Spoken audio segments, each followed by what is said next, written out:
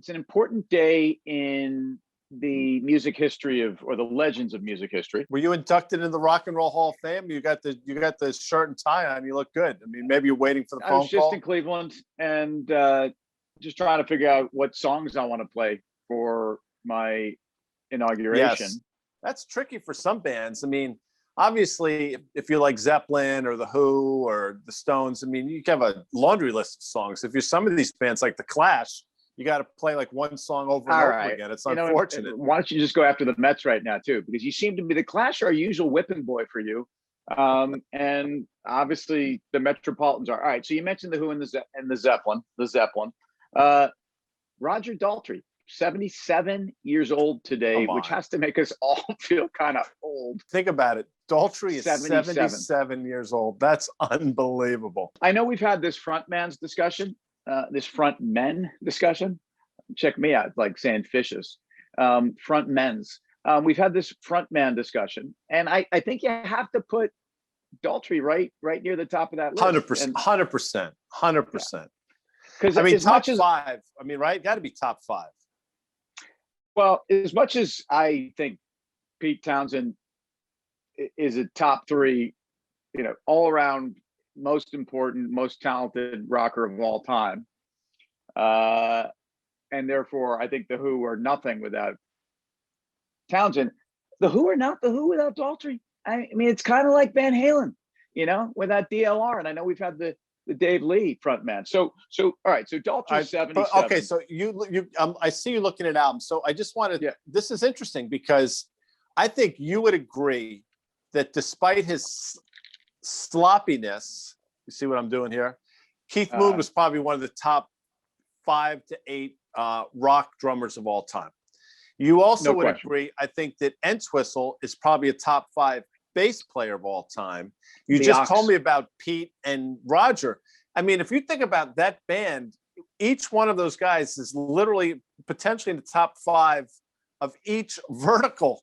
How can the Who not be the greatest band of all time? Right. I mean, think about buying a top 5 performer in the banking sector, top 5 tech stock, top 5 utilities, and top 5 energy. That's what the Who are giving you. And Daltrey might, in fact, be the weakest link in the band. I mean, yes. Wow.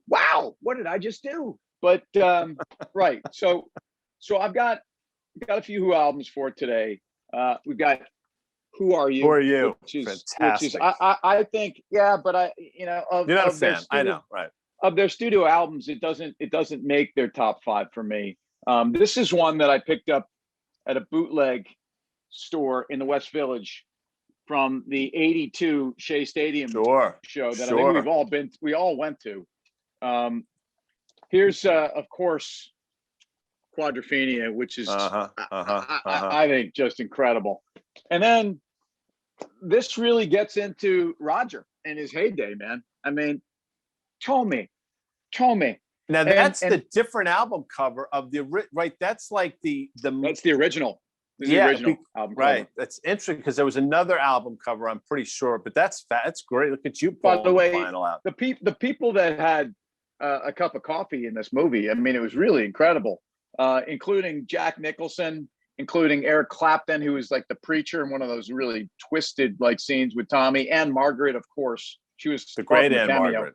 The incredible Anne Margaret. Elton John as the pinball wizard. No, there was a lot of great stuff here. So because this was a defining album for rock and roll, and obviously for the Who. This rock opera, it was based on the premise of basically the cult of following a personality and an icon of sorts, and blindly accepting and giving allegiance to in this case this deaf, dumb, and blind kid who played pinball, and which was Roger Daltrey. So in a market where valuations don't seem to matter, and in a market where investors seem to follow guys, I mean, Elon Musk could be the pinball wizard. as far as I'm concerned. And there are other figures like him in the market, but where again you're buying into a concept, you're buying into someone who's almost almost leading you into some place that's fantasy land, really. And again, I know I've gotten the Tesla story. It's not been long in my portfolio, so I know this is going to get people fired up, and they're going to be coming after me. But I think Tommy's a good album for us to play our favorite game, and that is I'm going to read you. This is a double album set. I'm got. You give me side 1, 2, 3, or 4. I'm going to read you the songs, and we're going to create a market narrative here. So I would say, wow. How about side 3, song 5? Wow, folks, we don't rehearse this. This isn't planned. So, Guy asked to hear side 3, song 5. That's a song called "Smash the Mirror." And do you see or feel, or do I smash the mirror? All right, so what do you do with that? Well, I mean, I think there's if I'm not mistaken, you're going to the mirror, you're looking in the mirror, and what's looking back at you is the truth, and the truth in the form of valuations and just insanity. But you're smashing that mirror because everybody seems to be getting rich. So why bother looking at it if it doesn't matter? How deep is that for you, Tim? Did I do a nice job there? Right. Dude. See what I did there? You crushed that. Played that.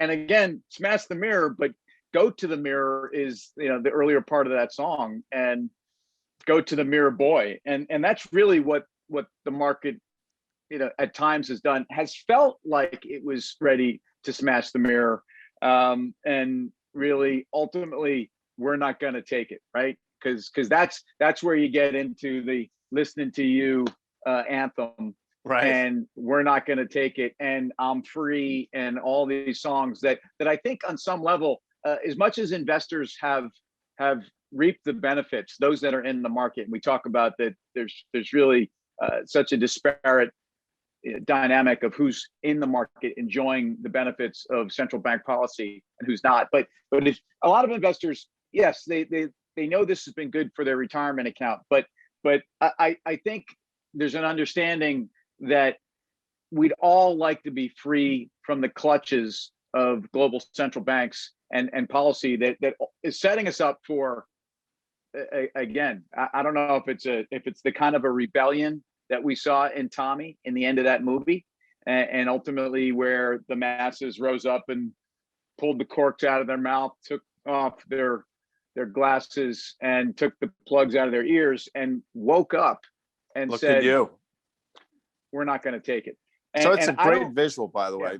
You did a nice job. I know this is obviously not off the Tommy album, but what I will tell you is good way to end it. Just if I could go early Who for 500, please.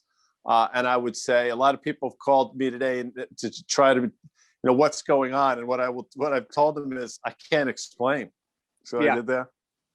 Well, and again, this is my generation, man, because it just, people try to put us down.